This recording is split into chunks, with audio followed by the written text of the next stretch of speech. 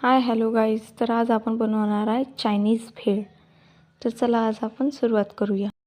आपल्या आवडीच्या पालेभाज्या घेऊन त्याला लांब आकारात चिरून घ्यायचं. त्यानंतर आपण घेणार आहे आज चिंग्सचं व्हेज हक्का नूडल्स. त्यामध्ये आपण गरम पाणी टाकून वाफेसाठी ठेवून देऊ. ते नूडल्स आता एका चाळणीत काढून त्यामध्ये आपण पाणी घालू. त्यानंतर थोडंसं कॉर्नफ्लॉवर. आता कॉर्नफ्लॉवर लावल्यानंतर ते आता आपण डीप फ्राय करू तेलमध्ये. डीप फ्राय झाल्यानंतर ते एका बाउलमध्ये काढून त्याचा आपण चुरा करून घेऊ.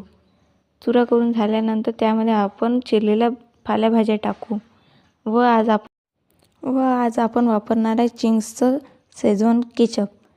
ते व ते वरतून टाकल्यानंतर मीठ किंवा सॉस टाकायची गरज पण पडणार नाही.